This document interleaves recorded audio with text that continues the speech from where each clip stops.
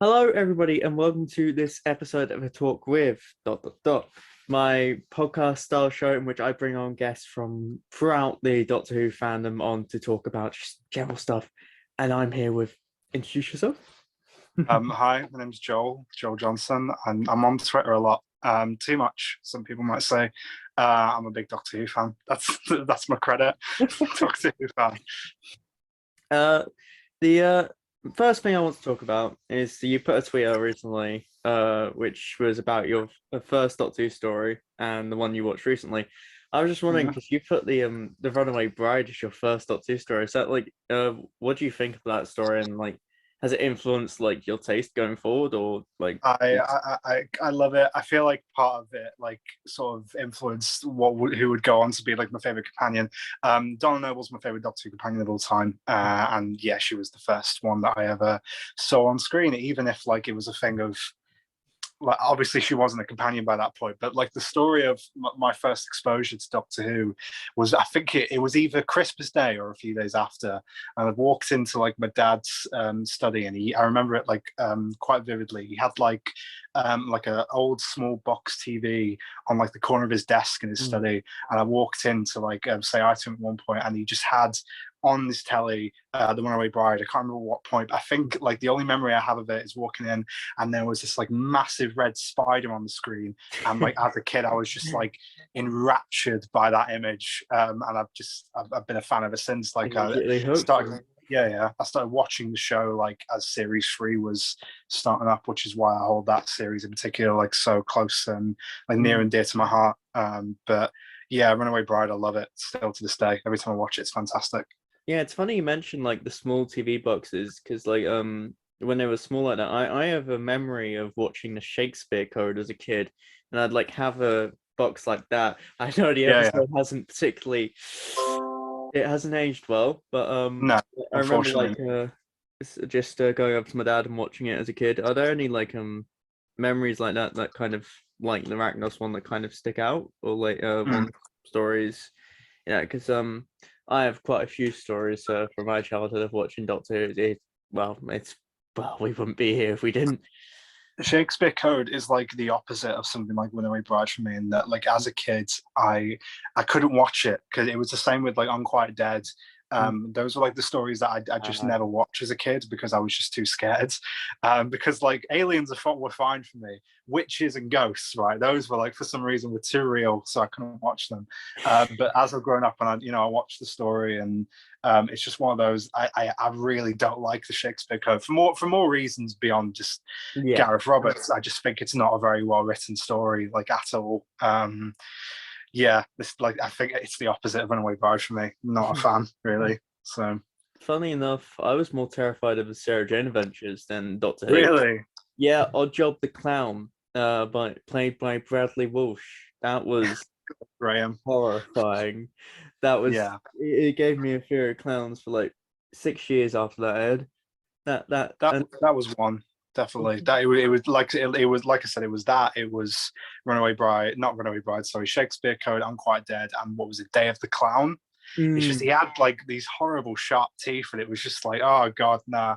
It didn't give me a fear of clowns, but I couldn't watch that episode. Like honestly, yeah, thinking about it now, I often I think that the Sarah Jane Adventures has equally, if not more, terrifying villains than Doctor Who. Like we had Nightmare Man, we had Odd Job, we had the Trickster.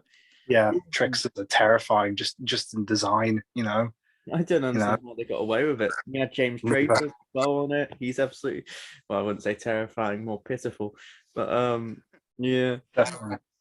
And then you also mentioned your favorite episode is Midnight, which is good taste. Yeah, I'm gonna use this opportunity to promote something because I feel like Jack I from the was community a, show that would yeah. I feel why I like mentioned it. Jack would be miffed if I came on to do this and I didn't mention it. But Don't I've worry, been I had in it planned. yeah, I've been in partnership with Jack Reeves from the host of Doctor Who, the community show. Uh, for a fair while now, in terms of just I came on being like, hey, I've got I know you're wanting to like adapt Midnight as like a comedy sort of parody stage play type thing.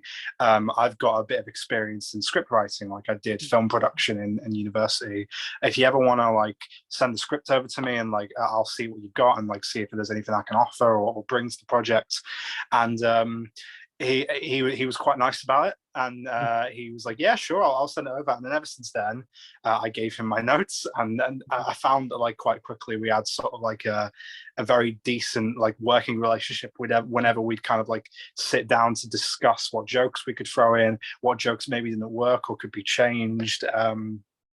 We kind of seemed to like bounce off each other quite well, I thought, and we ended up having a script that is going to be entering production very soon, like as soon as Yes. like auditions close in a few days. But we're very happy with the script, and I'm very happy that I got to contribute to it, really. So Like yeah. Midnight, it wouldn't be my go-to when creating a comedy No, parody. Then again, looking at it, it does have a lot of potential with that sort of cast, because it kind of we like to set a hard task for ourselves, I could say. But we were surprised when we sat down and found that there were so many opportunities within the characters, like the sort of archetypes that like Midnight uses for comedy. You know, it we were quite feels kind surprised. of like a sitcom cast in a way. You've got the brainy one, you've got the over controlling parent professor, Yeah, you've yeah, got of course. the really really strict parents, which I Yeah. believe the dad's not in your one. No, he's not. It gets a passing mention in like the announcement video for the project on his channel, but I did fight with Jack on whether or not to keep the dad in, just because like, I feel like in the story itself, like the actual story of Midnight, both parents represent a very different part of that kind of like almost Dynamic. fake family archetype. You know, this whole idea of like they're trying to front like this idea that they're a perfect family, they're going on holiday and everything's quite nice for them, but there's a lot of like demons like sort of under the cover a bit. You know, you feel like I'm blanking on their names, but the mum's very much kind of a manipulative, controlling figure. Dad's name Biff. Biff, yeah, you feel like the mum's kind of a very like manipulative, controlling figure that's a bit two-faced, and you see that in the fact that like she seems like a very nice mum, but then she starts rambling about all this kind of stuff, like asking a doctor if he's an immigrant, you know, and stuff like that. And Biff feels more like a person who's trying to like be a patriarch. He's trying to be a very sort of like masculine presence, but he's very willing to be manipulated by his wife. Sorry, I'm rambling. Yeah. It's my favorite story. Oh, you know, no. By all means, ramble. They do represent two very different sort of like parts of this like parenting system, and you can absolutely tell why Jeffro hates them. Like poor Jeffro, man. Poor Jeffro. Like, literally. But yeah, Biff unfortunately is not in our version of events. But yeah, that's quite sad. But you know, I've heard a lot of things about it. I've been talking to Jack about it, and it sounds it's going to be incredible. I might drop an audition by, depending on like. Get your taping, mate. We'd love to see it. Genuinely, get your taping. We're still casting. That was another thing I was just thinking about. Though, like I said, the kind of like character archetypes that are introduced in something like Midnight are quite sort of easy to write comedy for, I feel like. But of course we had to change a few things. Like I think possibly my favorite thing that I've brought to this project is reworking Hobbs. Obviously the is it David Troughton? Yeah. Is it David? Yeah.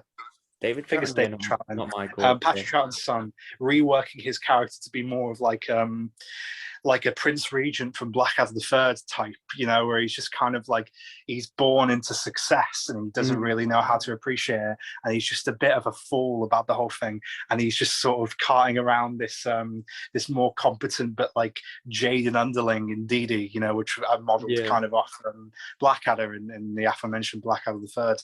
I feel like I took a lot of inspiration from that dynamic. I love that show, like entirely, but that dynamic in particular in season 3, I sort of was inspired a lot by, and it just made for a lot of good jokes, I feel like. So yeah, and going on to a different topic, which is one we were discussing before the call as well, but it's regeneration stories, because you put a tweet out recently about regeneration stories, and what surprised me about it was how low the war games was.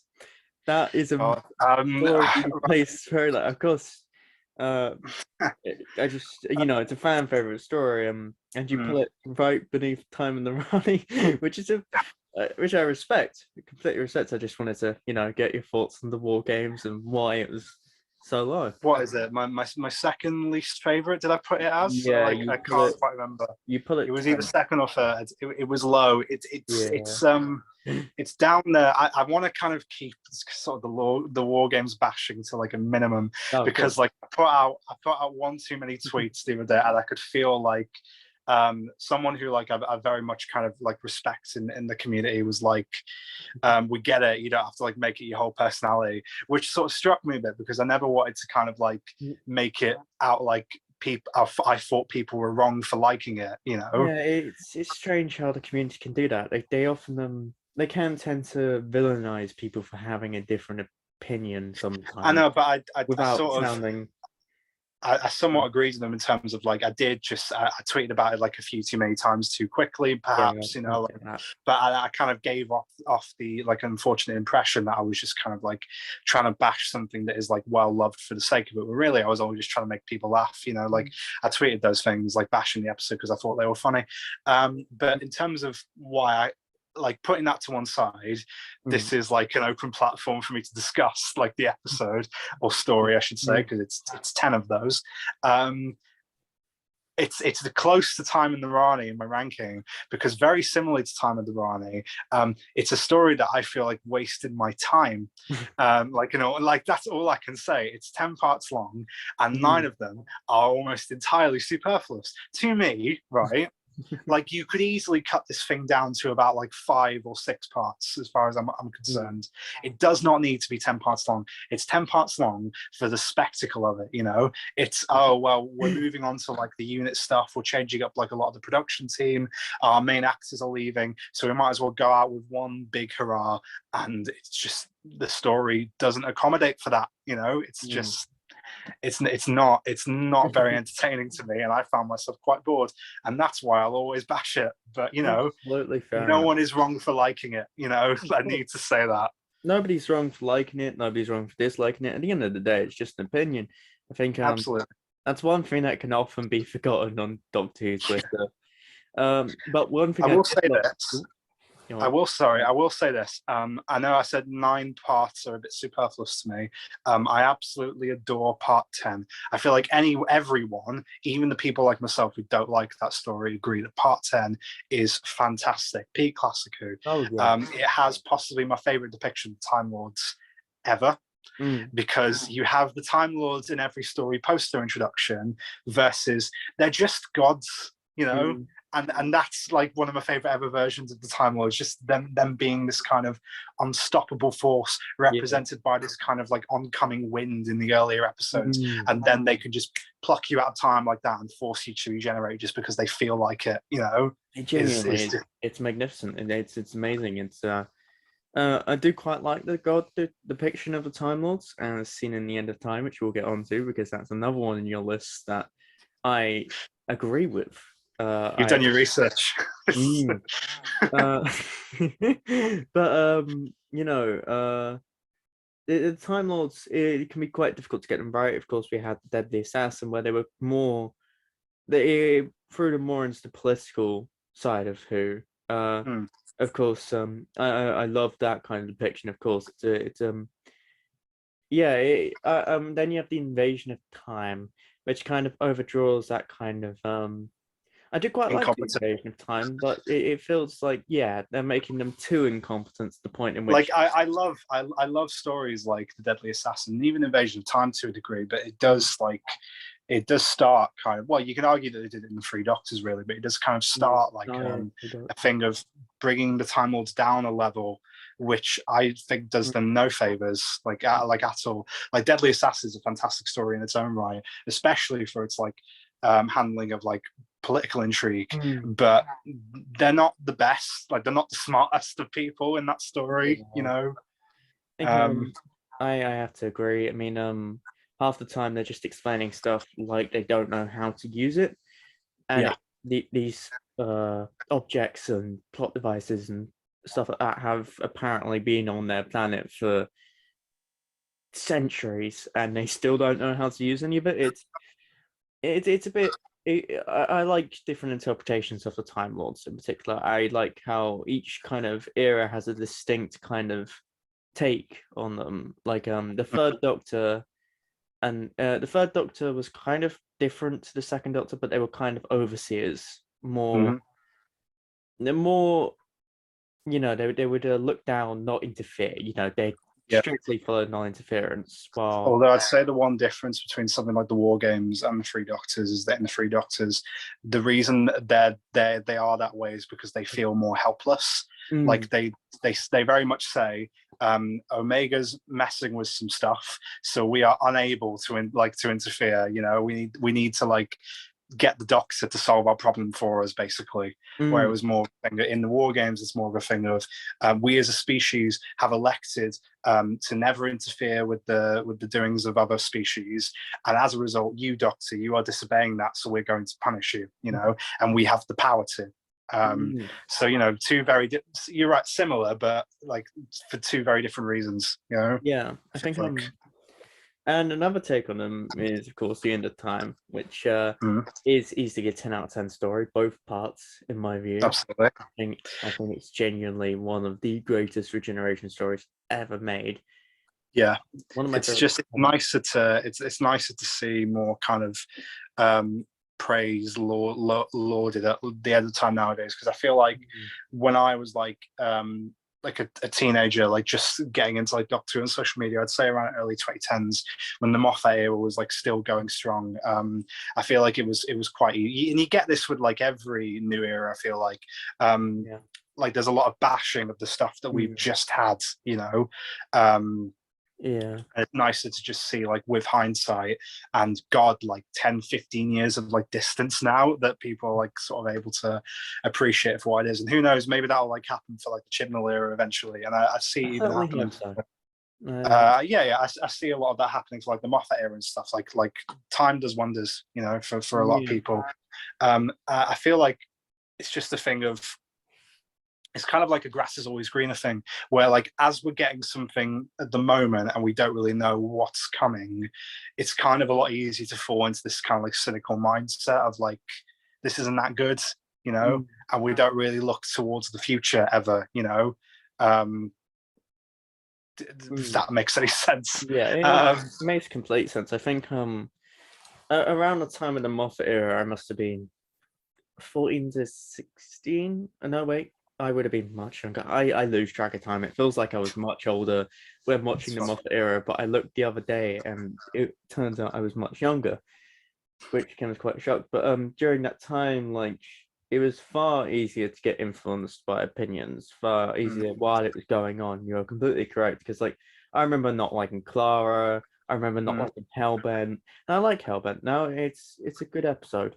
I remember like mm, it's kind of like people all kind of follow the crowd in a way, and kind of come together in unison. And it's only like, especially when people are younger, of course, like when I was getting into Who back then, it was kind of, yeah, it was like and it was getting more popular, and Reddit came like along, or Tumblr. like yourself, I feel like I've like also reached a bit of an epiphany with like the more the Capaldi years in particular. Like Series 10 is something that I've made no secret of loving like Mm, endlessly. But something like Series 9 I've kind of warmed a lot more to recently.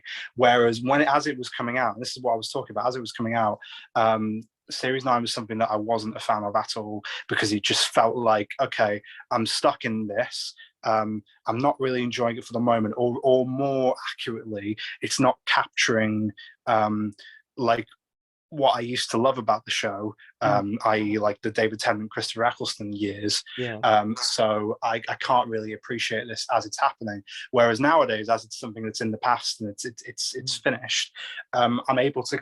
Sorry, I'm able to kind of go back and appreciate it for what it was, and very much what's there. yeah, And I'm thinking that as someone who's not a massive fan, not much of a fan, I should say, of the current era, like the Chibnall era, um, I'm thinking that maybe in a few years I will warm to it a lot more. There's certainly episodes there currently that I've made no secret of really loving in the current era, and maybe it will get sort of like a reevaluation in the years to come when we've had like God knows how many years of Shooty and whoever will come after him, you know.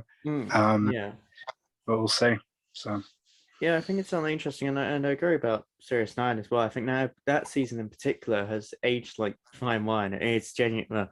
It's genuinely. I was watching The Witch is Familiar the other day. I skipped The Magician's Apprentice, even though I do like that. I thought I kind of know everything that happens in it. It's kind of a chase around, but I watched The Witch is Familiar, and it was incredible. I really enjoyed it, and I hadn't really enjoyed it like that before watching it, and that was.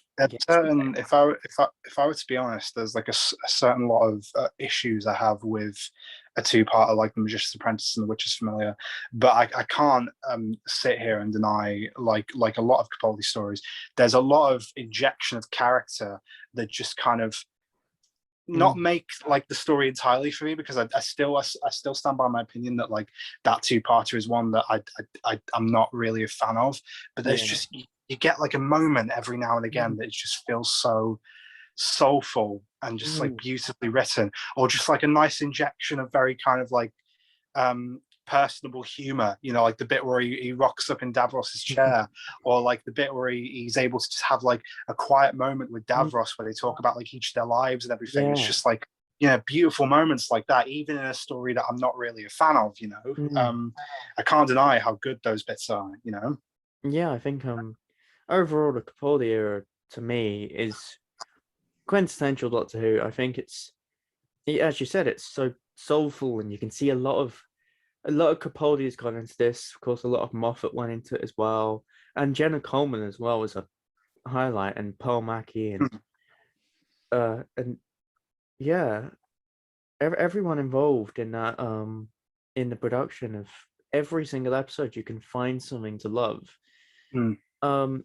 What's your favorite Capaldi series out of the my favorite of Capaldi's seasons is season 10, just because it's nudged forward than the others, just on account of the fact that I think its stories are stronger, and I'm just a bigger fan of that TARDIS team of like Bill, Nardole, and occasionally Missy. I prefer them to like 12 and Clara, but I like 12 and Clara. I just prefer that trio. Really. I've warmed a lot to 12 and Clara, as I said, but 12 Nardole and 12 Nardole and Bill are genuinely phenomenal. They are genuinely one of the best TARDIS teams to grace the entire show. I think I think there was a lot of stigma against Matt Lucas' Nardole in particular to begin with. I remember it. Really, just him and Capaldi just have outstanding chemistry.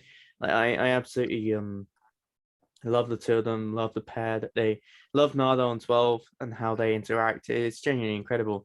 I remember it. Like I came up on sort of like Doctor YouTube around the time of like the Capaldi era, and I sort of came up on like, you know, 5 Who fans and like the Who addicts in particular, who like they would make videos talking about why it's absurd that Moffat would like invite Matt Lucas back, and what's the way of bringing back a character like Nardo, and didn't he prove everyone wrong, you know? I mean, like, to be fair, with like looking back at the time, I understand their concern.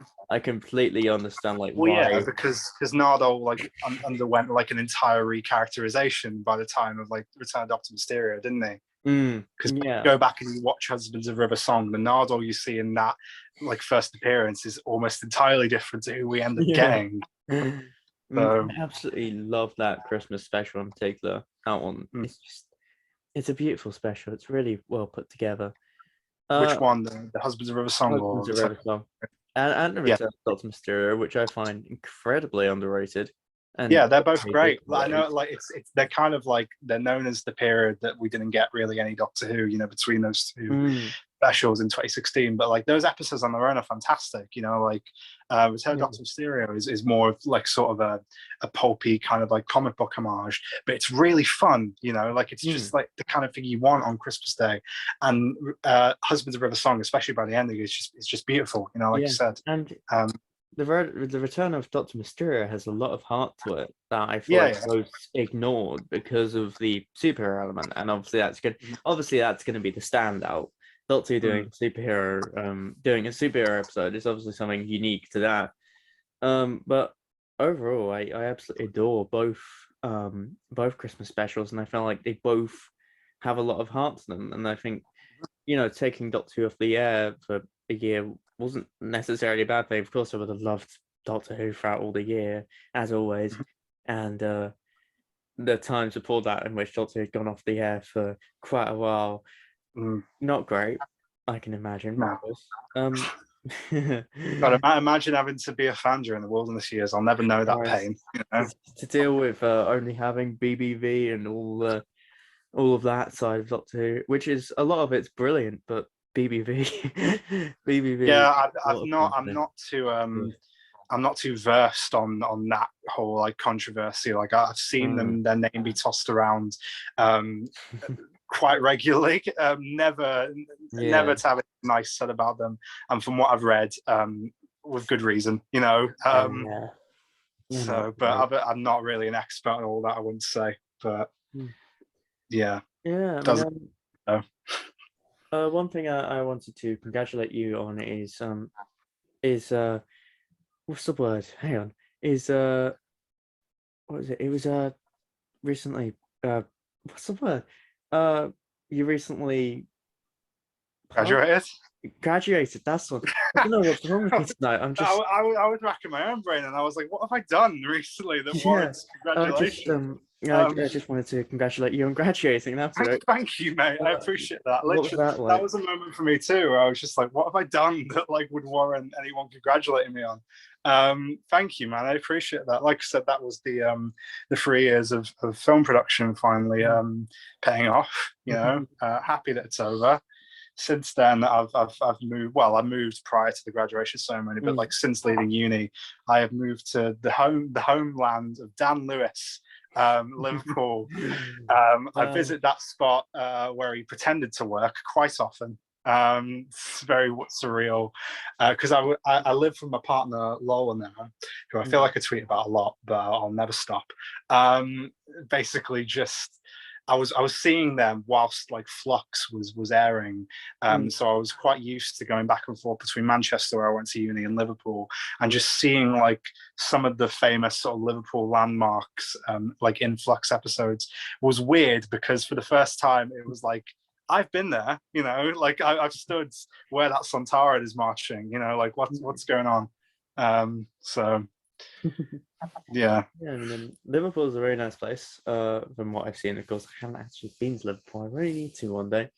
Yeah, it's great. Worlds of Wonder is set up here currently. Yeah, I've If you really ever have a wanted reason to visit, then it's obviously that. It's fantastic. I actually went with Lola, like, God, I think it was like a few weeks back, maybe like months. No, it can't be months, like about a month maybe back, and it was fantastic. Yeah. But yeah, thank you for the congratulations. Like I said, as soon as uni was over, I moved down here, moved out of my student house, set up all of my Doctor Who bits and bobs in places where they probably shouldn't be. But they're set up now. All the books and figures are laid about, and yeah, I'm just happy that it's done, and I've got my degree, and yeah. So thank you very much, mate. Congratulations. Yeah, I hope to be doing a film. Well, I am going to be doing a film making course, a film. Oh, nice. Yeah, a film related course. Going to Brighton, Brighton Film School, this year later on, and it's going to be hopefully incredible. I mean, what was it like doing a course like that? And of course, you're a writer, director. Yeah, that was And kind of the field. That was kind of the field I specialized in. Because obviously, when you join like a film like making course, you kind of go in with this sort of like preconceived thing of, okay, I gravitate towards this. Like I want to be an editor, or I want to be like a writer, and that could always change depending on the kind of experience you get during first year. Like first year, from my experience at least, is very much just kind of a thing of like putting your kind of feelers out there to be like, okay, there's a class thing and there's a class on writing, and what is it that I really can sort of get the most out of. So I'd say like good luck to you. Like what is it that you want to kind of do in particular, like in that field? So I can ask. leaning more towards writer and Mhm. director and possibly editor. I know the way they kind of schedule it is kind of first year you do pretty much everything. Second year you Mhm. limit it down to two, and then first Mhm. last year you limit it down to one that you really want to pursue. I Yeah, am yeah, leaning more towards writer than anything else. Of course, on my YouTube channel, I very much enjoy writing and yeah, yeah. Of producing course. content that I want to do. But I've also done sound editing and producing and directing and Mhm. uh, even the occasional Well, acting. there it just I did becomes a acting and thing stuff of, like that. because obviously you have experience doing those things for like a YouTube channel, but then it just becomes a thing. You've got experience in all those different fields, but it just kind of becomes a thing of what works best for you in terms of applying those different skills to filmmaking, I guess, you Yeah. know. Um, and you'll learn all about that. So good luck to you, really. Yeah, It's I all, think the main thing I want to do going forward is expand my horizon because of course a lot of my work now is Doctor Who related. Mhm. It's all kind of course there's a limitless aspect to it, especially with my series Dark Days, which is all about Mhm. Doctor Who being limitless. But I do want to expand my horizons and kind of process how to write without original characters in a Yeah, way. yeah. A lot of characters in Doctor Who original, I make original characters within the Doctor Who universe, but work within my own kind of limits and boundaries and my own kind of universe, my own kind of characters and Yeah, uh, you I, want to create your own mythos, really, don't you? exactly. I couldn't put it better myself. But yeah, and we're back. So I want to continue on to a different topic now because you mentioned, of course, Donna Noble is your favorite companion. What are your thoughts on her coming back? And I think one of the main things I'm personally concerned about is how it manages her ending in the end of time and Yeah. Journey's End. I was just wondering what your thoughts are on that because, of course, it feels like a permanent ending. It's going to be quite difficult, but how would you like her to be brought back and what are your thoughts on that actually returning?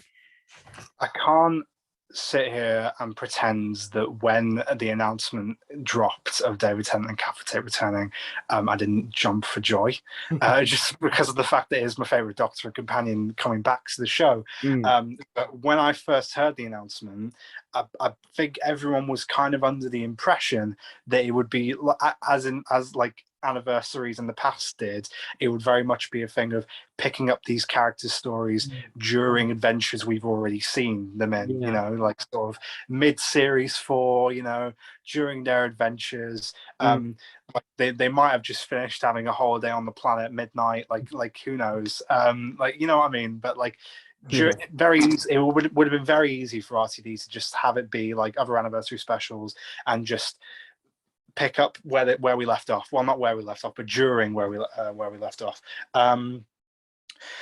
And ever since that moment, we've heard about a ton of stuff since about their return, thanks to a lot of like set photos and leaks and stuff to Mm, that effect.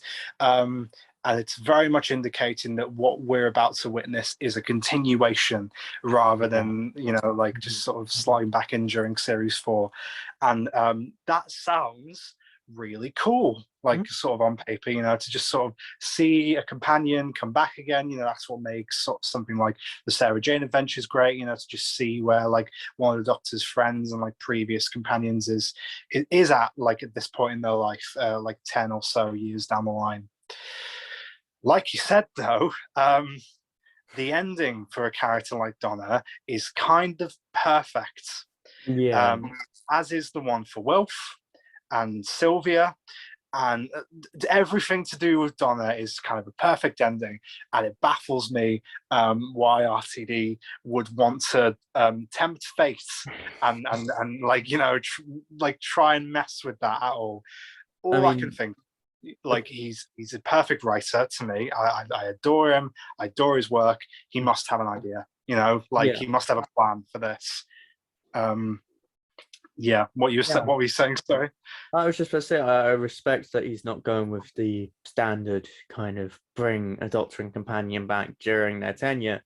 I think it could Mm. lead to some very interesting results, especially since it is Donna, and of course she got a very permanent kind of, sort of permanent at least goodbye. I mean, even in the end of time, they cover kind of all the bases, but Mhm. also like I wouldn't mind more adventures with Donna going forward, and I wouldn't mind like a happier ending for a character because I think she's so kind of, or even a more tragic ending for a character. Imagine that he just brings her back, gives us like a sort of glimpse of hope, and then just Yeah, takes it away again. It it's sounds just very RCD. the end. Like obviously, it's a you want to kind of go into these things hoping that like it's his character. He was the one who wrote the original ending, so you feel like if he feels the need to bring her back, he must have an idea for like a continuation that Mm. doesn't ruin what was already there. But you kind of you look at a character like Donna Noble and where she ended up, and it was this kind of this beautiful kind of this theme to the whole thing where Mm. she was just a normal person and she became the most important person in the universe. But by the end of her story, she doesn't even remember it. So she's right back to where she started. But you just have to think to yourself, does that change anything? She's a normal person again, but she did all this incredible stuff. And while she doesn't remember it, for a minute, she was the most important person in the universe. At least the Doctor thought she was. And that kind of idea is beautiful. You can live the most mundane life Yeah. and it doesn't make you any less important, you know? Um, and I'm very kind of worried about that kind of like perfect ending for a character Yeah. that such a beautiful lesson being messed with at any capacity. I think it's yeah, I think it's perfectly understandable to be worried about that. Ooh, there's a Yeah. bug. Sorry, there's a bug there flying around. Nice.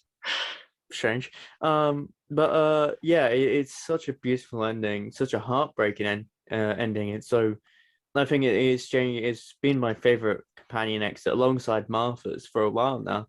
I Yeah. think both of their endings are brilliant for different reasons. I think It says a lot that obviously we kind of look at a character like Donna's ending being quite sort of melancholic in the fact that like she gets everything that like she perceived made her special taken away from her in the fact she gets like a mind wipe so she doesn't remember any of her yeah. adventures with her. But like there's a happiness to it in that she gets everything that she ever wanted. There's like it's very intentional, it feels like to me, that she's introduced to us on her wedding day. And that goes wrong, obviously, with like the Doctor's sort of like interference, everything like that. But she ends her story on her wedding day, Mm. you know, but for real this time, you know, like she gets everything she thought she wanted at the beginning, and that's just quite nice in itself, you know. The fact that she gets what she always thought to be a happy ending, and it's just another thing of the guy who played what was it, the her husband's name, something Noble. Was it Um, Sean? Was it no, Sean? not Noble. It was Temple. Sean Temple. That was it. That was it. Noble is Donna's name. It's very sort of worrying to me that his actor is absent in all of like the set photos, you know, that we've seen. Seemingly, Oh. like Yasmin Finney is going to be her daughter, Mm. but where's Sean? Yeah. Like I I don't think want that actually ending I to be think he ruined. might have been spotted on set. I swear he has been at one point. I saw another bloke, but like not he didn't look like the same actor who played Sean in End of Time. Mm. So unless they like recast or something, but like I don't know, it's just another thing. Are we really gonna have it be that Donna's marriage failed? Like that doesn't that kind of ruin it? So I think her having a happy family though is quite nice. It will yeah, lead on to a nice story, I reckon. And her getting her memories back, of course. I don't think overall her memories I feel like it won't impact her arc all too much to have her memories back. Maybe maybe the adventure is like a temporary fix, which would be quite cruel in a way. But yeah. imagine if it was like something like that, where it was like the temporary fix that a doctor's come up with after spending so long away from her, and he wants to give her the adventure of a lifetime again, and that's why he kind of chooses that face again, and then My he, heart. Sorry. yeah, Ouch. and that's why he ends up choosing that face again, No, which leads on to a few adventures with the two of them, and then he returns her home, uh, perhaps with I, those memories, but not with her original ones or something like that. maybe I don't really know what I'd want to see kind of in her return, just because like I said, because I hold that ending so highly. Like a potential return is like post End of Time is never something I've given much thought because it's kind of a thing of I've always thought you don't need it. So I'm not entirely sure what I would do but we'll see. You know, I Oh, can't we'll wait. see. We can only wait and Next, see. next year can't come soon enough. You know what I mean? Still holding out hope that the fact they were filming so early means that we're getting like a special at the end of this year or like the start of next year. According to rumor and from like certain sheets and everything, certain like recording schedules, apparently they have like enough for 3 specials or something. Wow. So Okay, that would be great. I mean, that could lead to more returning doctors, more returning companions. Who knows at this point?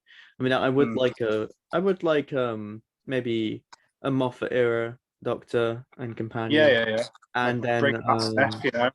and then maybe a classic doctor. You know, that kind of course, you can't return every doctor. That's expecting way too much. I think. I feel like the only classic Doctor you could really get away with at this point, bringing back like in the show, is and I know people might find this a bit upsetting for me to say, but it's probably just Paul McGann. You know, like Sylvester McCoy looks great, but there is kind of a point where you have to go. He doesn't look how he did in Survival. You know, like yeah. or I should say the TV movie. You know, like where he regenerated. There can be convincing in-universe ways to bring him back. I think Time Crash is a good example. Peter Davison did nothing like he did, and that was supposed to be him in season 19. That was supposed to be Well, I wouldn't hate if they pulled the Time Crash. That's another sort of thing that was written under RTD's watch. I wouldn't be surprised if he did it again. I found it quite funny that I am talking about. I don't see them bringing back sort of older doctors and the fact that they've aged, but I just find it funny that around the time that like. I know this is kind of a tangent, but like when Obi-Wan Kenobi came out and people were complaining about the fact they didn't de-age Hayden Christensen and Anakin Skywalker, all I could think, wow, these people do not know what it's like to be a Doctor Who fan, because we get like doctors coming back every few years and there is no explanation for the fact that they've aged usually. You know, we just have to accept it. And I'm like, wow, this is just the same thing. So we could also get David Bradley back. That's an option. Could get David Bradley back. I'd like to see him. He'd be great.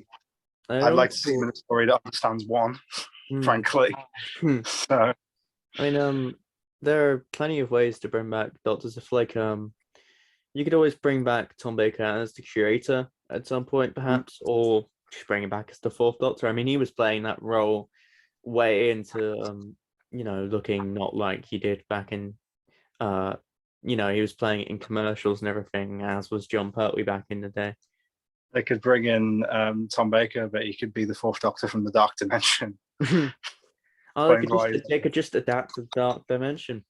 Maybe. That's what they gotta do. I feel like if they did that nowadays, though, they'd readapt it to be a thing about David Tennant never regenerated. You know, in the same in like the 90s, it was a thing of, oh, we take the most popular Doctor and we make it so that they never left. You know, like so.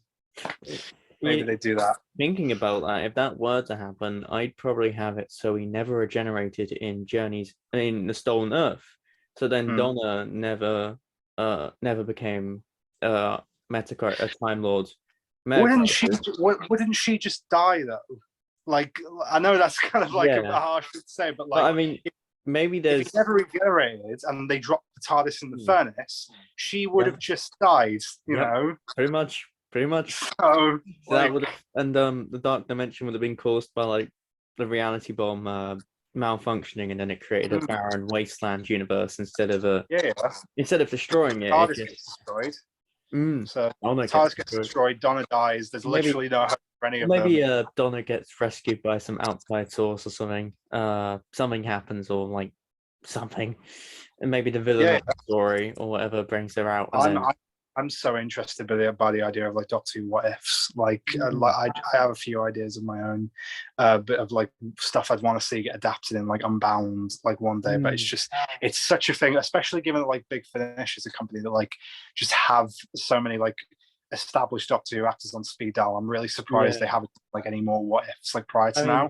Talking of Doctor Who Unbound, sadly recently, a few days ago, David Warner passed away. Of course, that's something that feel like we need to talk about. I think you know, he was an incredible Doctor, an incredible actor, person. He was I said this obviously when I had news, but I only just got to start experiencing his audios recently because I got that like Unbound bundle like a while ago that includes like both of his sort of stories with Nicholas Courtney, and just to like hear this kind of like slightly altered version of Free, obviously played by David Warner, such like was so cool, and he left such an impression.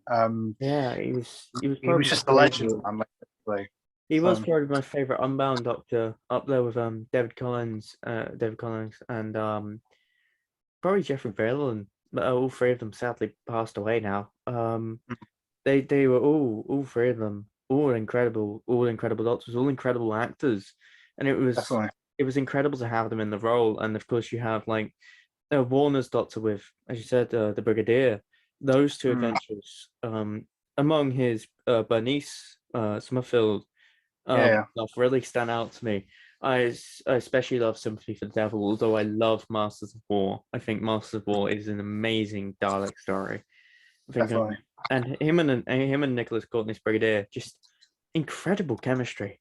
It's lovely to hear both of them together. You know, like definitely just to, like I said, just to hear this like slightly different version of Free. You know, like what if two had regenerated into a completely different person, but just to sometimes just kind of like feel that third Doctor and Brigadier dynamic, but it's like a Yeah, different Doctor. You know, is it mm, was always fantastic, and it's very just different Brigadier.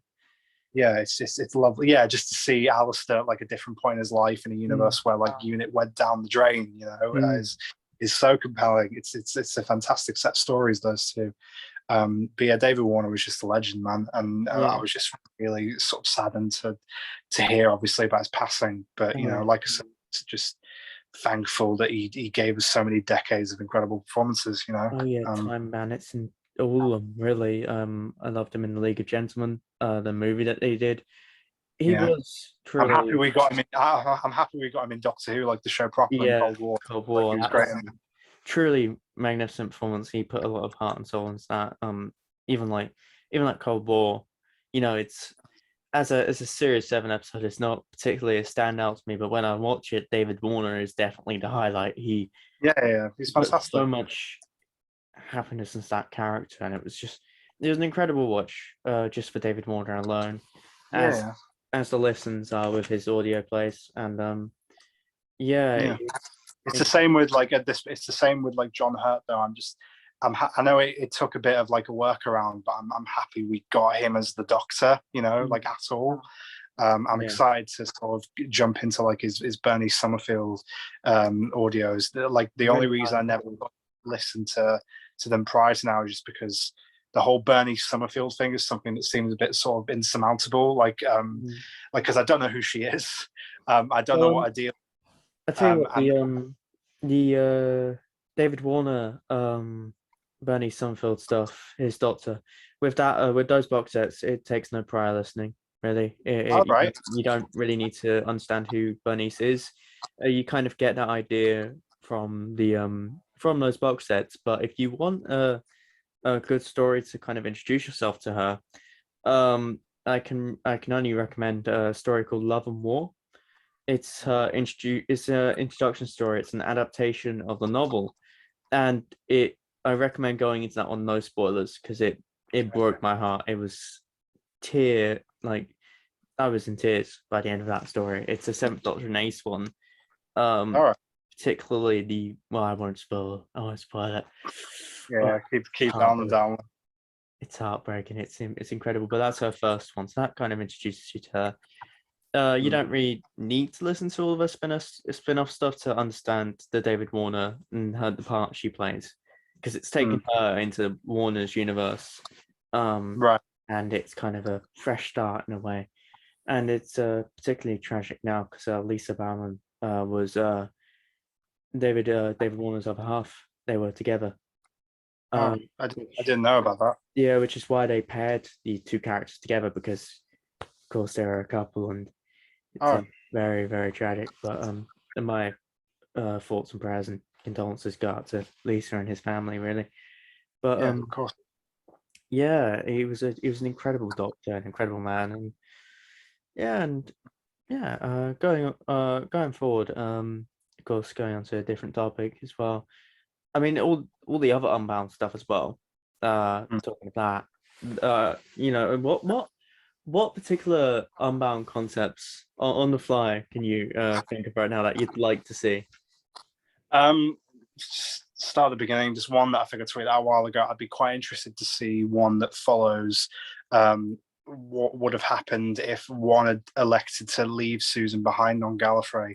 Either take that as a thing of what is Susan's life like on Gallifrey, having like sort of lost her granddad, or if Susan never come with the Doctor, he would have never went to Coal Hill. The TARDIS would have never gotten stuck as a police box. I kind of wanted to see who would he have regenerated into, maybe, or what adventures would one have gone on without Ian, Barbara, and Susan, having never met Ian, Barbara, and just Very leaving Susan behind. So the idea of that's incredible. I think to think of an idea, myself, I quite like how the Unbound range kind of hinges their episodes based around an episode in particular. So like Sympathy for the Devil, it hinges on the Mind of Evil. It hinges on that. And of course it hinges on all of the unit 10 year, but that episode in particular plays a huge role. So I'd probably pick out an episode like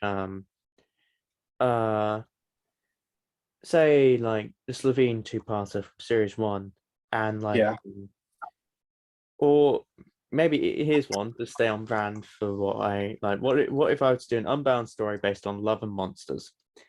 And I what if the Absorbloff was successful? What if he actually, because of course the characters he absorbs, they can still think, they can still talk. So if he actually got his hands on the Doctor, and he actually did absorb the knowledge to fly the TARDIS, it could be a comedy. It could be kind of like, it could be treated as a comedy, or it could be really deadpan serious.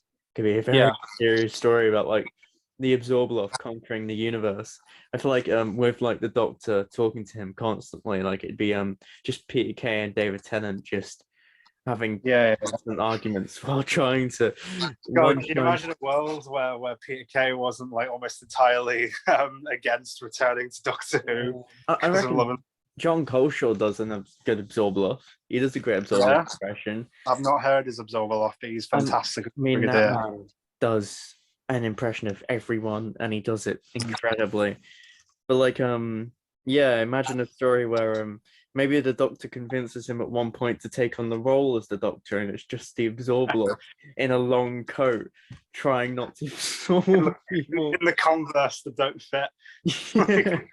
I've got it in my mind. I'm writing that now. That would be fantastic, I think. I'd say just like, because I had a few, but like the only other ones that spring to mind in terms of Unbounds that I'd want to see are a thing of, what if a 5 accidentally dropped all the bat's milk on Androzani? So as a result, he can't save Perry, and he still regenerates. So you end up having a version of the Sixth Doctor that doesn't have Perry to kind of guide him. What kind of Sixth Doctor do we end up getting if he didn't have that sort of, like presence, sort of push him in the right direction? And then the other one is just kind of a thing of, I've not listened to Stranded, but I love the idea of the Doctor being stuck on Earth and like having to sort of live a normal life. It's why I love most of Power of Three before you kind of get to the ending. But I kind of like the idea of, what if the teleport to get, I can't remember the planet from the Ghost Monument, but what if the teleport to get 13, Ryan, Graham, and Yaz off world didn't work? And as a result, 13 never got the TARDIS back.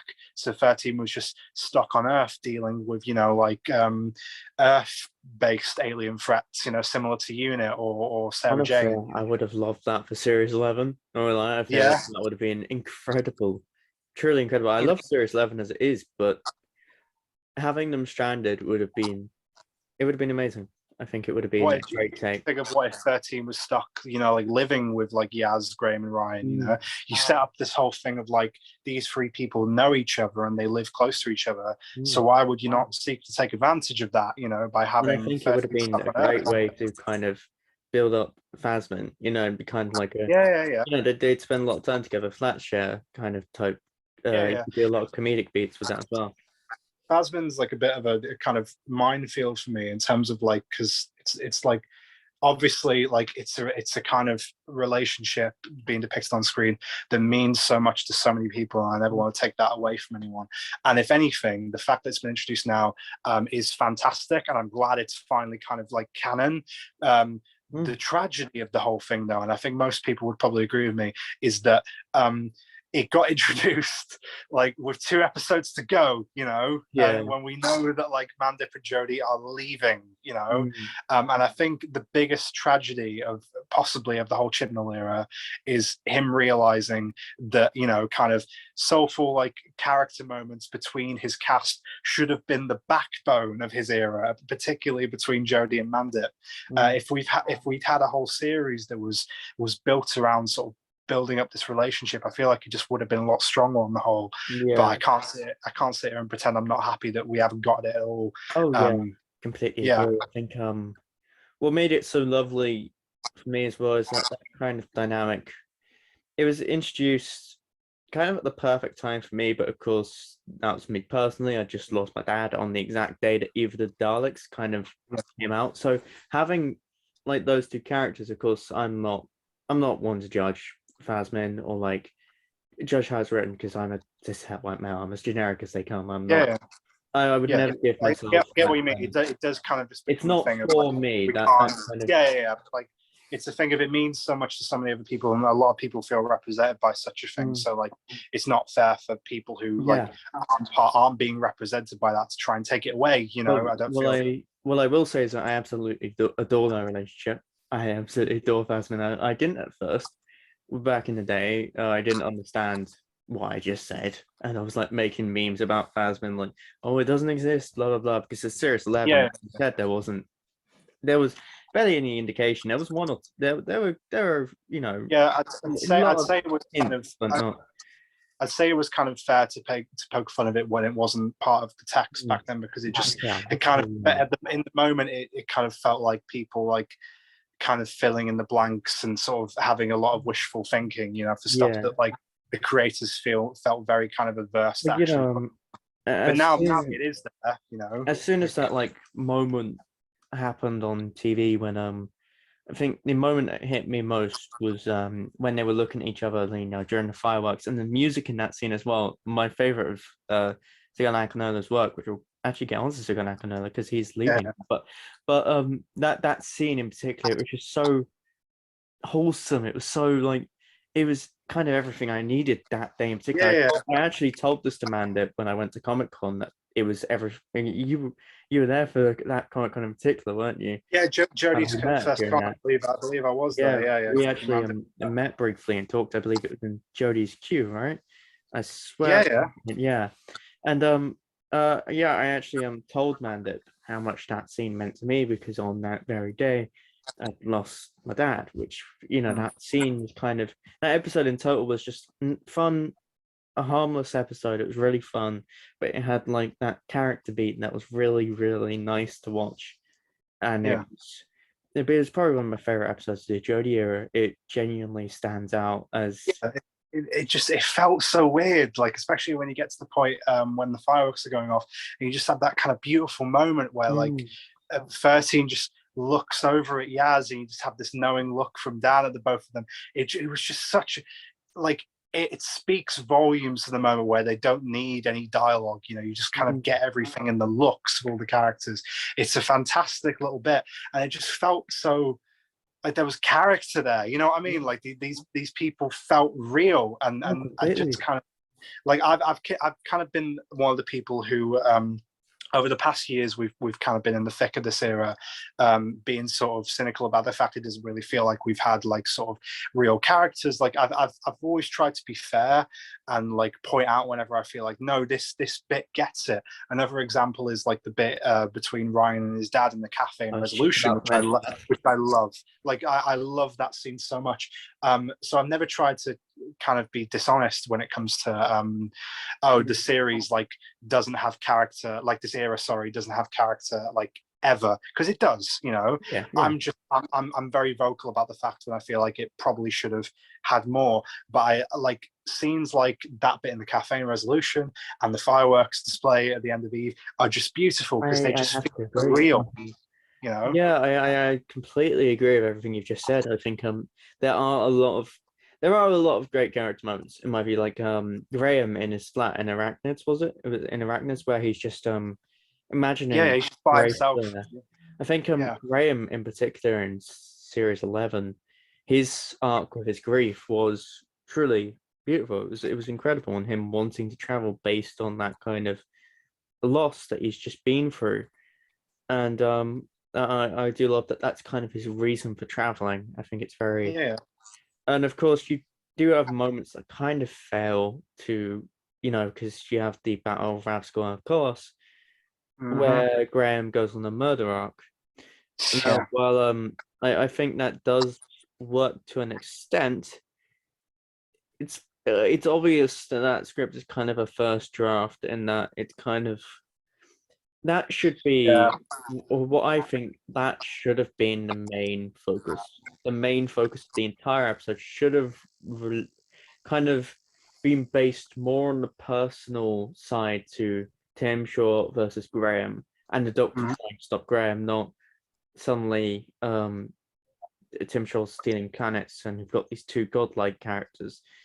I Mhm. feel like there was a lot of potential for characters there, and it did hit its mark sometimes, but I feel like a lot of Graham in Series 11 was great, and you do have Ryan talking to the pregnant man in the Sarongo conundrum. I can't remember his name, but like they were talking about being what it's like to be a father, Yeah. what Yeah. what it's like to have a distant father, and what's it like to grow up, um, grow up with that, and how to look after their kid. And I feel like that's a great moment as well. Uh, Yeah. and I agree that it's a shame that a lot of these moments kind of they aren't really the backbone of the series. It's It's a shame. yeah, it's just a shame that it's never been the focus, like other eras have tried to do. Like one thing that I'm appreciating a lot more about something like the Moffat era, particularly the Capaldi years now. We talked about that earlier, but it's just all those like bright shining bits of character, like sort of littered throughout, that have just kind of felt very absent for the majority of the current era, for me at least. Which is why that just they it feels a lot, can't speak, but it feels like a whole lot more when they do show up. Like I sort of I value a moment like the bit in Eve and the bit in Resolution so much because they just feel a bit too few and far between. But I feel like I'm of the opinion that if Graham and Ryan had left at the end of season 11, they would be like their characters would feel a lot stronger on the whole because Yeah, you kind of get everything you need from them in that first season. Notice how when we've been talking about great like Graham and Ryan moments, we've only mentioned like season 11. The yeah. fact that they're all in season 12, I they think feel that sake of it. I In my think opinion. Series 12 should have started with "Can you hear me?" If they were going to, and they did continue Graham and Ryan. I love how Spyfall sets up the rest of that series. I absolutely adore the One's Master and the destruction of Gallifrey really caught me off guard. That was Yeah, truly a moment that left me speechless. But maybe even like had Can You Hear Me a part of Series 11. yeah, And yeah, I do like how it kind of works with Evolving 55. If you'd really kind of focused in on like Ryan's fear as well, the fear that the planet will outlive him and he can't change the future, or like Graham's fear of his cancer returning. I feel like those are they're treated as more underlying than they should be, yeah, because those are pivotal character moments. They are huge, really. They should be huge, but they're yeah. treated as a one-off in that particular episode. And it only feels like Yaz is really continued onwards. Yeah.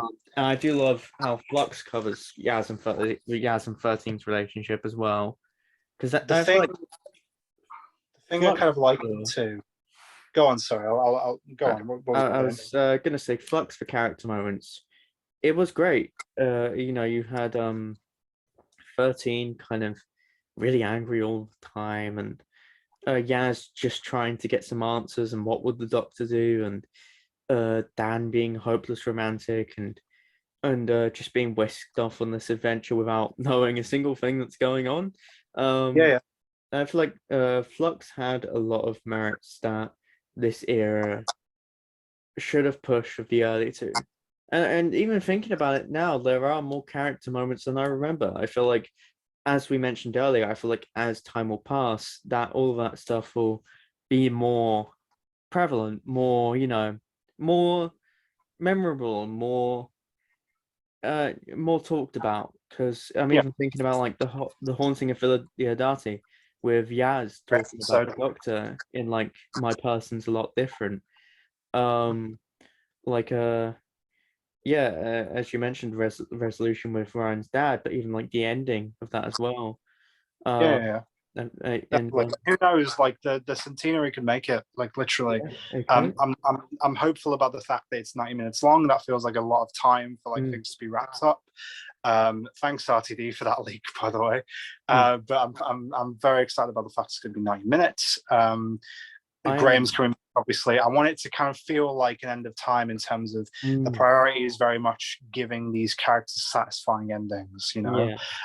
I like the whole issue I have with something like the Chibnall era is something that I kind of liken to.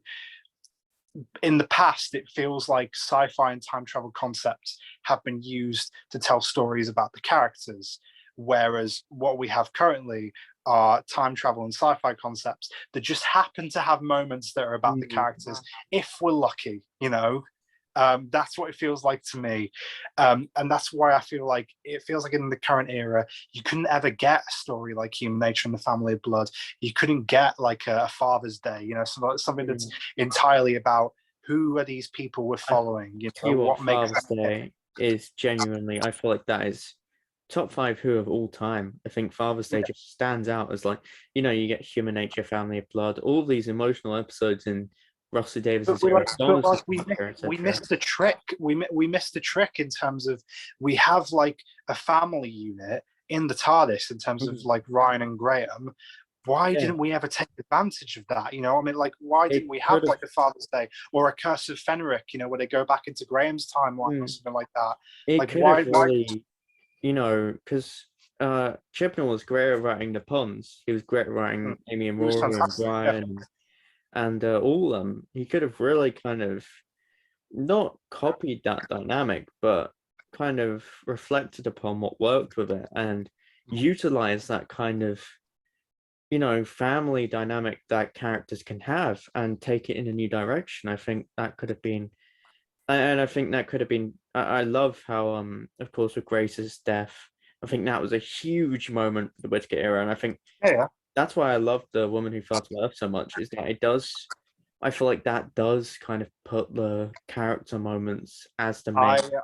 I love a story like It Takes You Away, and that story is entirely Exactly. informed by the fact that Grace dies at the start of the season. I think. A great moment, like you said, in Arachnids when like Graham goes home and it's just all the more quiet because she's not there anymore.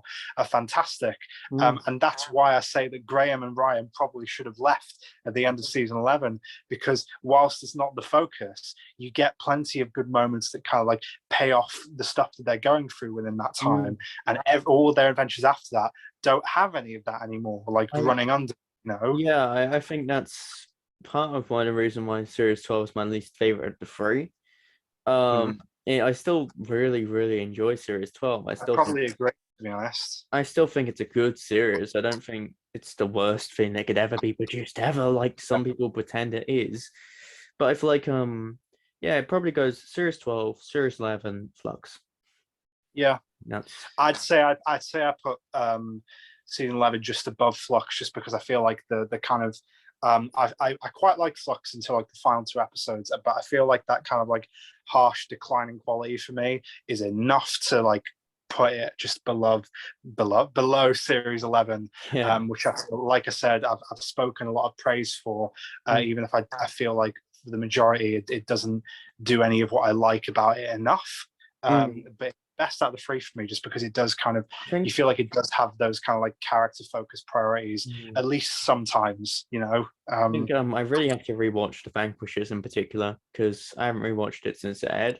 I must admit, when in terms of rewatching the Chibnall era, rewatching the Yeah. Flintstones era, it's not really one I jump to go and rewatch. If I do rewatch one, it's usually from series 11. Although I do love rewatching series 12, and of course I love watching Flux. Flux is obviously kind of the ongoing kind of The it's whiplash, like in quality for me, when it came to like the Vanquishers and even the Daleks, was insane. Because the Vanquishers might be my least favorite Who finale, like at least in terms of modern Who. Like it's one of those episodes where I just can't have to look at it and think to myself, what are we doing here? I You know, think like mine is the Battle of Ramsglav, of course. Yeah.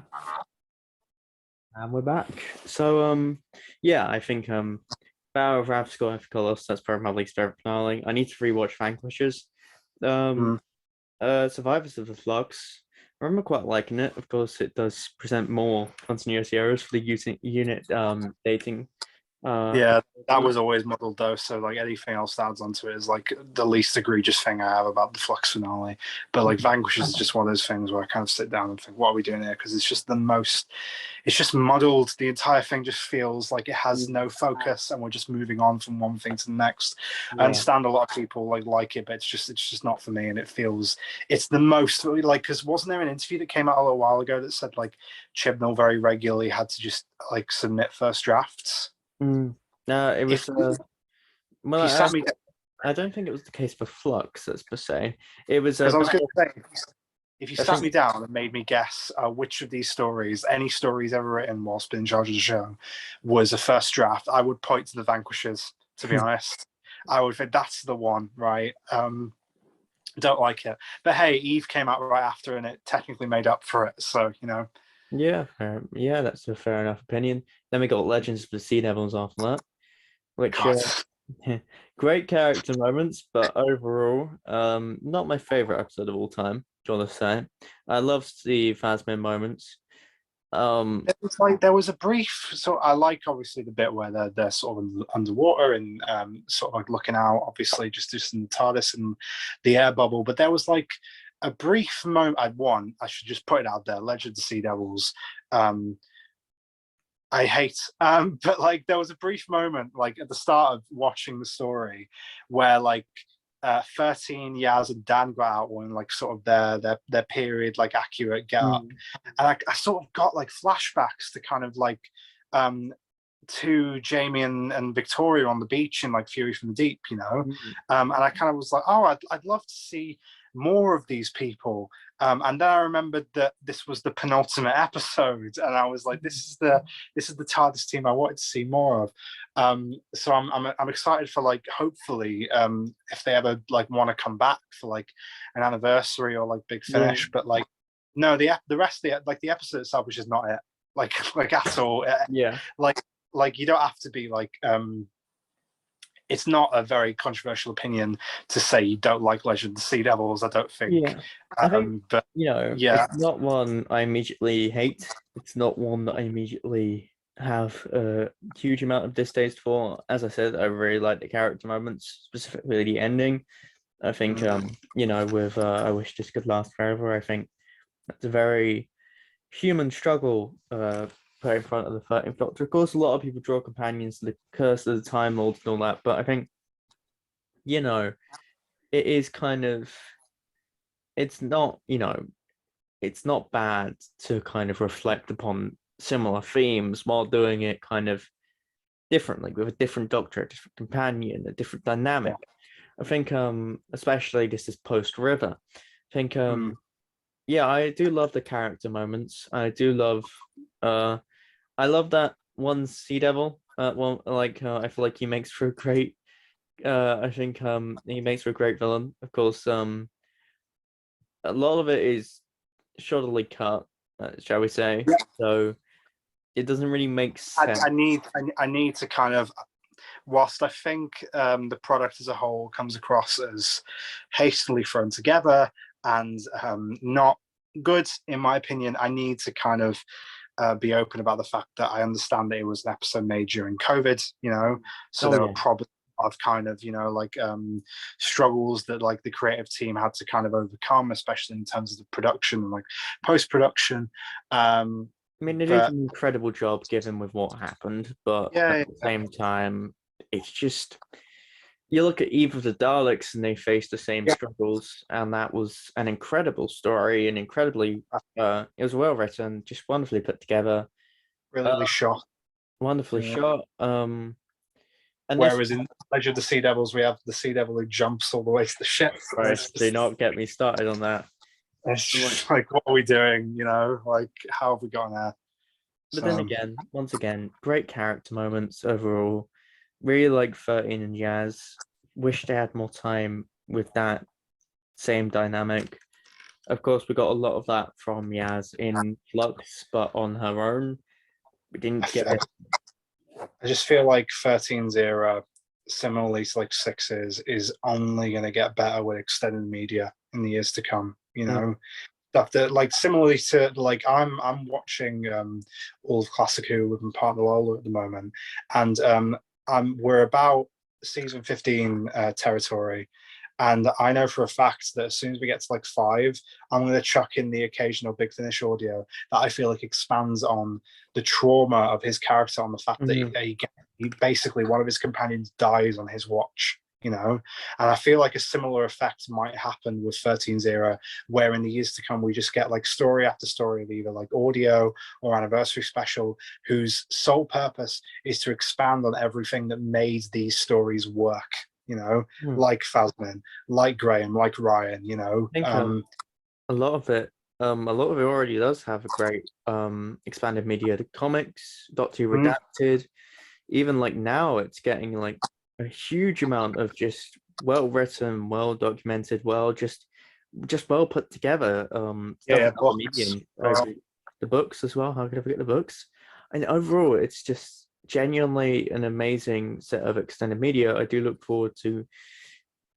I love the 10th Doctor. I absolutely love the 10th Doctor. But having him in all of 13's comics was a bit much.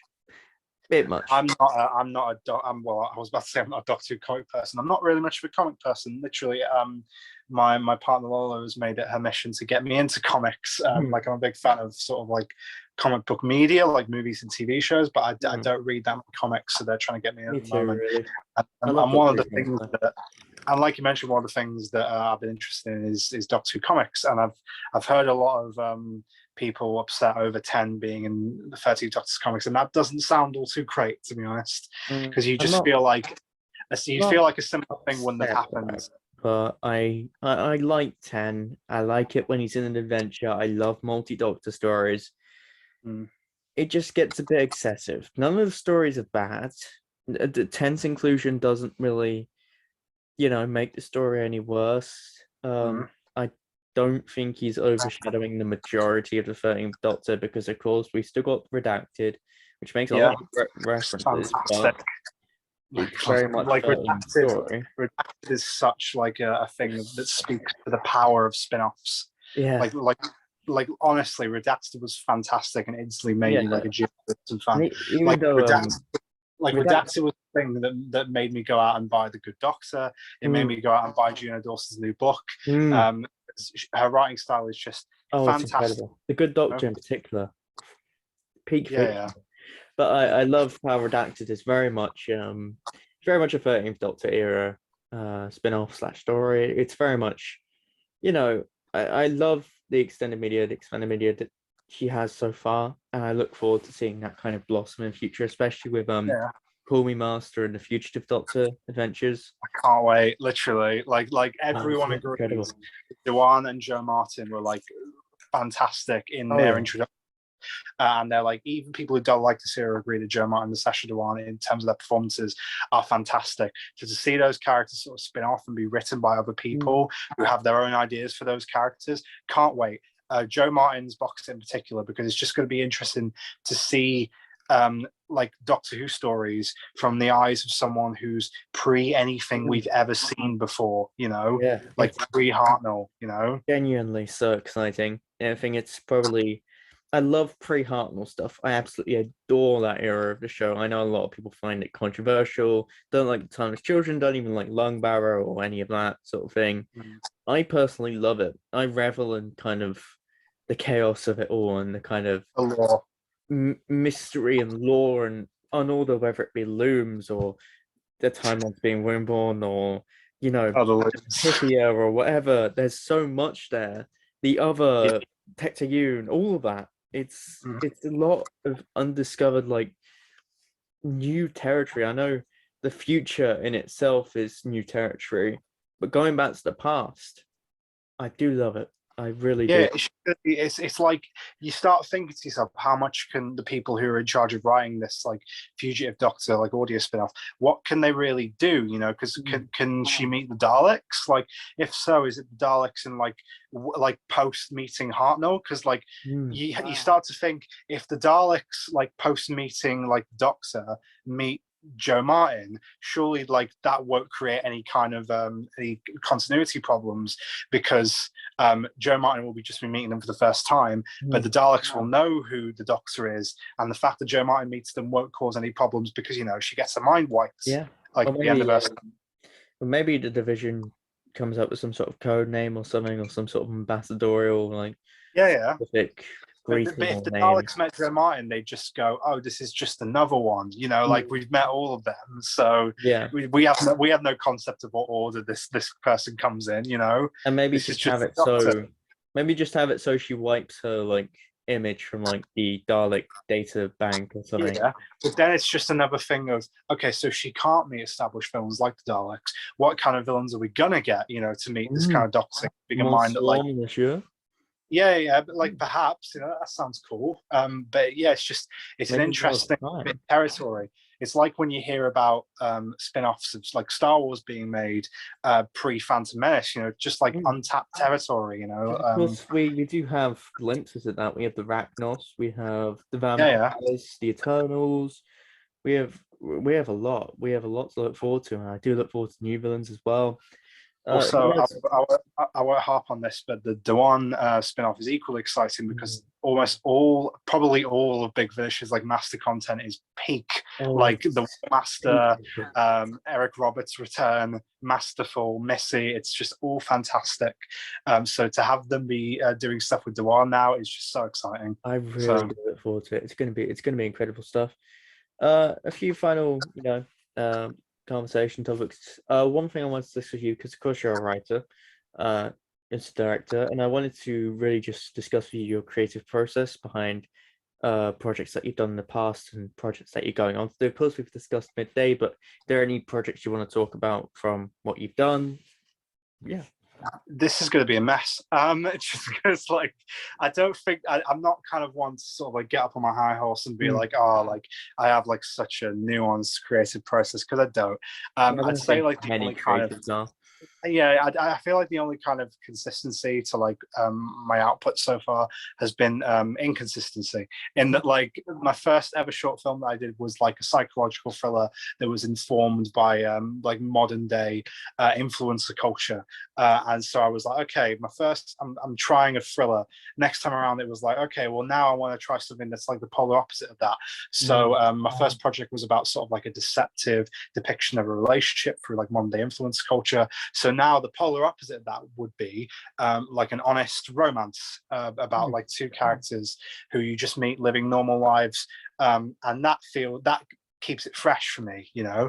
And now at the moment I'm writing a dark comedy about a person who gets in trouble with like one of his rich. I'm not pitching it very well at all, but just a dark comedy about someone who gets in an awful lot of trouble, and I'll leave it at that because maybe I'll put more info about it Mm. at some point. But my point is, I'm always doing something different, like I'm always wanting to be like, okay, so that may or may not have worked for me. What genre would, it's Mm. why I love when established filmmakers, like my favorite director, Edgar Wright, can do like comedy films, and then he can do Baby Driver, which is like a straight action movie, and then he can do Last Night in Soho, which is a horror, Yeah. like And he doesn't like gotta confine say, himself. Edgar Wright is also my favorite filmmaker. He is He's incredible. I love Sean Dead Hot Fuzz. All of his films are Yeah. genuine masterpieces. Uh, what's your favorite of his films? I know that's a very difficult question, but I'd have to say World's End. I've been watching The Basically, World's like End several times this that one's year. for Jude, by the way. Like that one's for Jude on Twitter. My good mate Jude. He loves World's I End work with Jude probably quite a more than lot. I. He's brilliant. Yeah, Yeah. he's fantastic. But that one's for Jude as well. World's End. He's right though. World's End is the best Edgar Wright film. Yeah, I But mean, that's all. That's all I mean in terms of you just kind of got to like keep doing something different every time. At least for me, you know. Otherwise, it's like you're just making yeah. the same film over and over again. You know, you're Oh writing the yeah, same like thing. the one thing with Edgar Wright is that everything he does is different. Everything he does has a different tone, a different, like you can have like two same actors take up different roles. I mean, Yeah, the brilliant thing about The World's End is that it's usually Nick Frost is playing kind of laid back character, the kind of the mess of a character, while yeah, Simon Pegg takes up the more straight man role where he kind of, is the voice of reason. But in The World's End, it completely flips that around, and yeah, that's yeah. what I love about that one in particular. But I love the attention to detail he puts in his craft. I feel like Scott Pilgrim in particular, the amount of detail in that film, I could go on for days about how much I love that film. Baby Driver, Last Night in Soho, but World's End, um, always stands out in the end of the day for me. I mean, they're Yeah. all equally perfect, but World's End, I'll always go back to rewatch it more than the others. I'd say just like in terms, if I had to kind of like extrapolate some kind of like creative process from everything I've done before. Like I say, it was just a thing of try and like keep it fresh, like try and do like a different style every time, like a different or like a different genre. But also, particularly when I'm writing, and writing is more of a thing that I think I'm gravitating more towards than directing nowadays.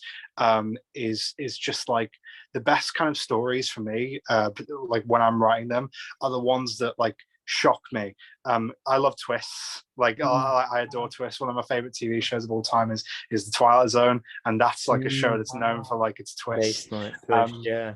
but like it needs to. I need as I'm writing it, I need to like be in the position of like an audience member, like making like coming to those conclusions about the characters I'm following. Like for example, like my film that I put out, like my following my short film.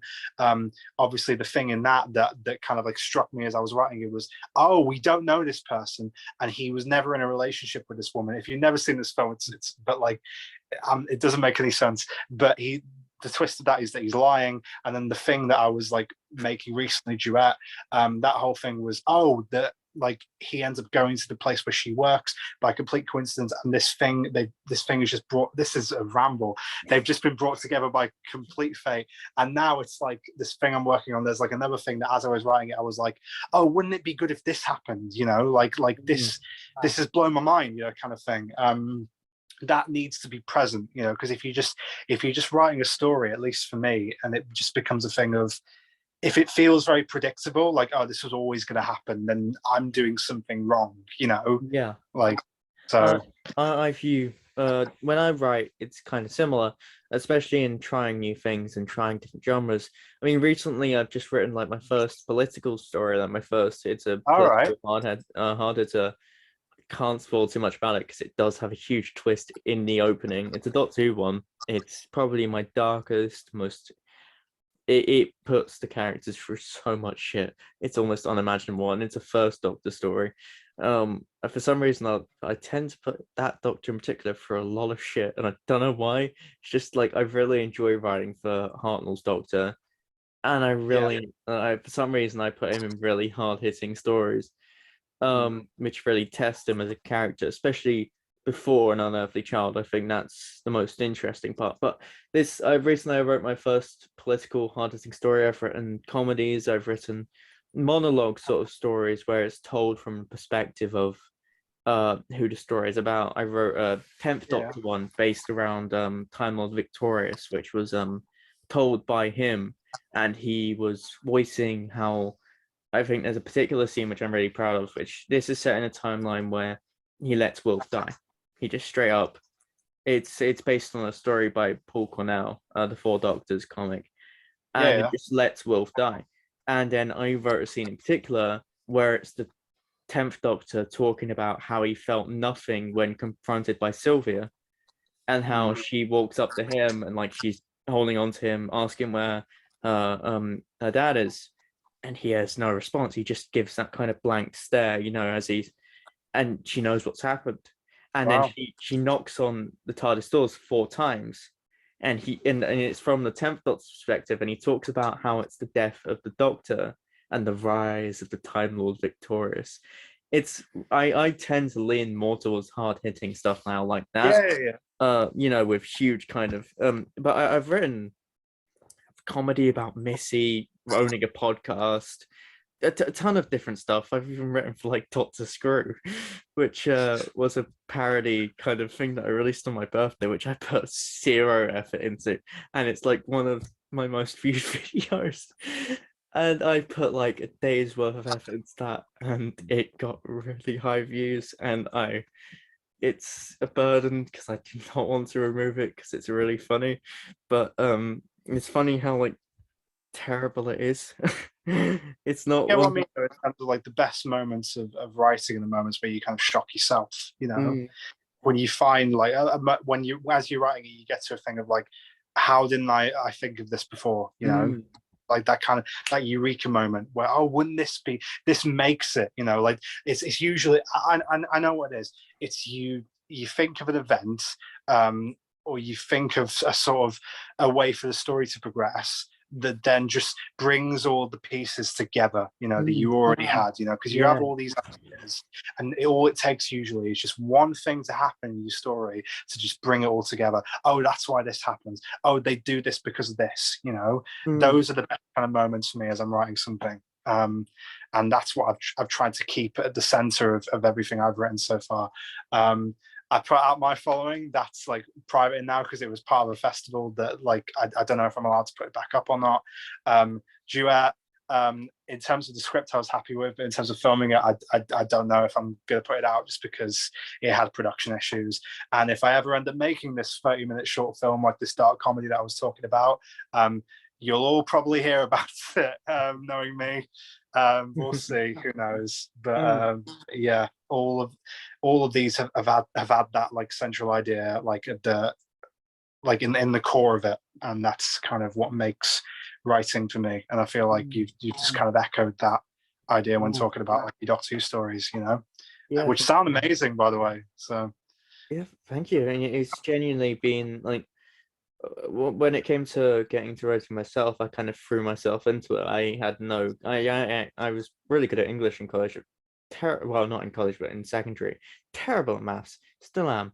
But I was really good at English, and I really enjoyed writing. So I thought, why not make audios? After a while, during lockdown, I had no audio experience either. I just threw myself into it, and here I am. I'm very happy, and now I'm going into a different medium. I'm trying to make a film myself, which is taking up a lot of time now. But another topic based on this is, of course, with all of good, there is back to it as well. There's creative burnout, which is something that I found myself going through more and more recently.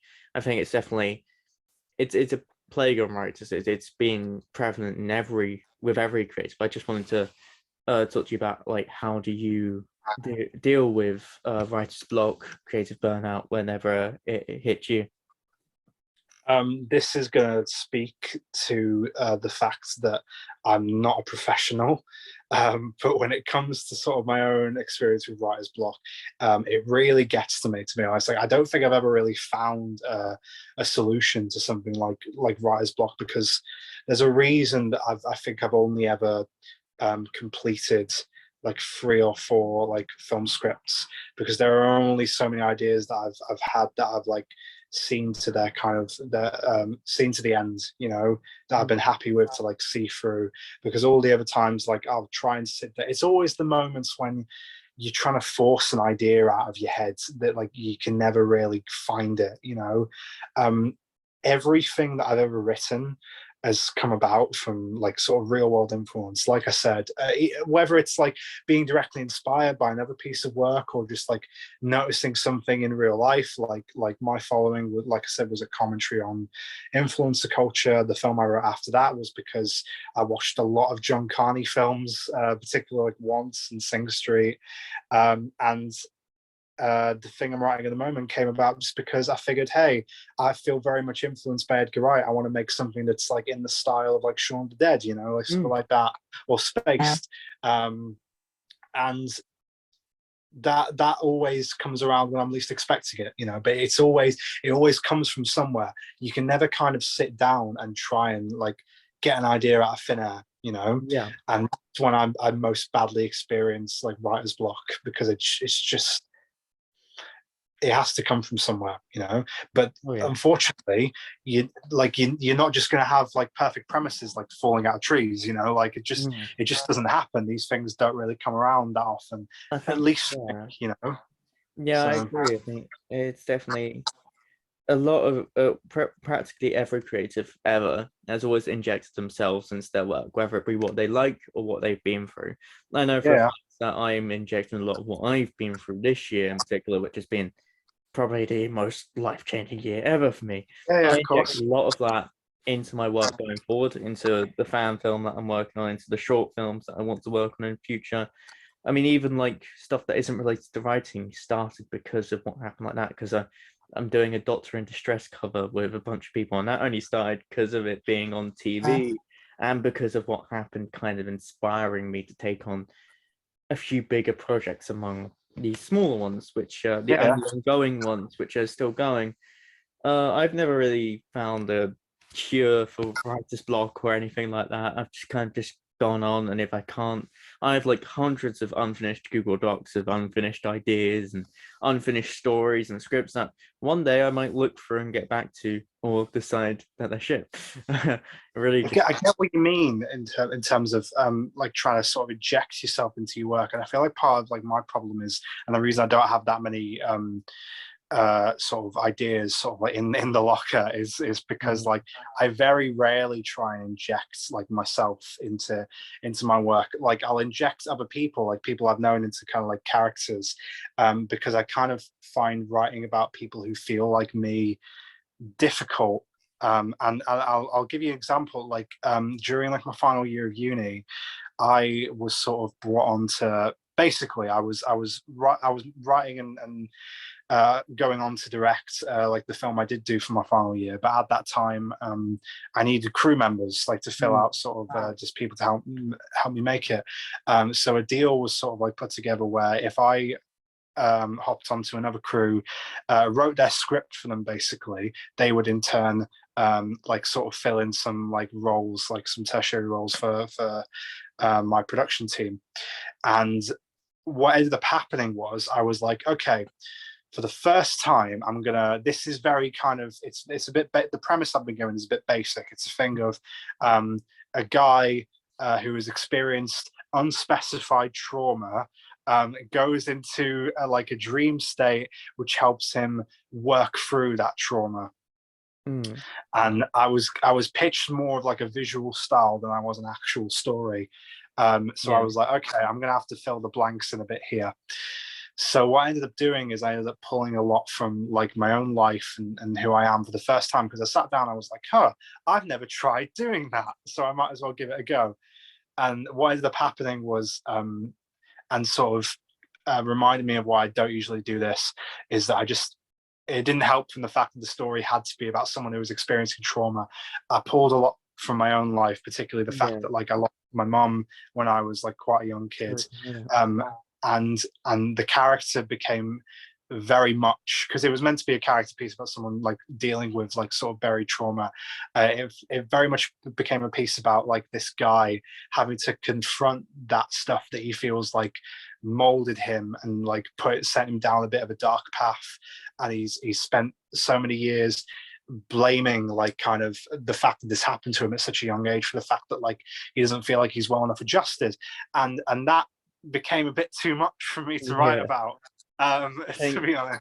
one And thing with it reminded me of why I don't usually do that, because it just becomes a bit too heavy if it's about me, yeah, you know. you've got to So with working with real life events and injecting them into your work, especially when it comes to mental health, you really do have to create limits for yourself. And you really, yeah, of course, it can be a healthy way to process everything. It can be a really, it can be a healthy way of looking at things and making yourself more creative through that trauma. But at the same time, it's similar to method acting. You can't throw yourself into it too heavily without caution, without someone to be there, someone to, you know, especially with subjects you're talking about. I'm really sorry to hear about you losing your mum at a young age. I think it's unimaginable what it's like to go through that. I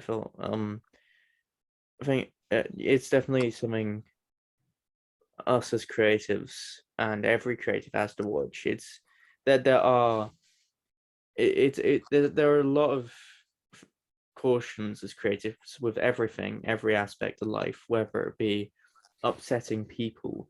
You've got to make sure that you're not butchering other people in like how they're depicted and how you're yeah. setting their struggles, and you've got to watch out for yourself as well and how Yeah. you present your struggles. It can be very it can be very freeing or very damning. It can be very Yeah, it's full you want to of- speak to stuff that like you know of and you feel like is something that you can speak on, but at the same time, at least just for me, like I need distance, like a little bit of distance. It can be the characters can be people I know or I've met yeah, or like members of my family, but it can't be me, you know. yeah, Um, that's it, fair. That's completely uh, fair. Anyways, on a lighter note now, yeah, um, sorry. Right. I think we're heading towards the end now. Of course, with every guest I come on here, I give them this, which is an award that was it was for a short film awards thing for my college, and everyone got awards. Well, some people got awards. Mm. This is one I stole off Oh, the right. desk. It was That's a just on the desk. confession. I just I have confessed it in every podcast so far. But I obviously I give this away metaphorically over the camera, and I always say Oh, the same joke. Now you'll know if you were right. Um, and yeah. oh, don't do that, mate. I like I hold that boy like too close to my heart. I really like that trick. Mm. But yeah, so it's been, if you have anything to plug, any upcoming projects, of course, you've talked about midday, but if you want to reference more about that and go into that, yeah, go ahead. Just quickly, because I've already mentioned it. Midday, we're still auditions are still open, only for a few more days. You said this is coming out tomorrow, so there's still time. Get your tapes in if you haven't already. If you want more information, go talk to Jack Reeves of the Community Show. We have a Twitter open also for it for midday charity play. And if you're not interested in auditioning, but you maybe want to see it when it comes out, stay tuned. More information will come out on that account probably, and I'll also retweet it. Also, my Twitter, obviously, at PaulieH2. It's that because I used to be a gimmick account. And yeah, that's my Twitter if you don't follow me. Thank you very much, Rory, for Oh, inviting me it's on. been a pleasure, and I thank you really for appreciate it. watching. Thank you for coming on. It's been a pleasure talking to you, and Of course, anytime, mate. You too. yeah, all right, then. Well, make sure to subscribe, everyone. Thanks for watching, and I shall catch you in the next one. Bye bye. And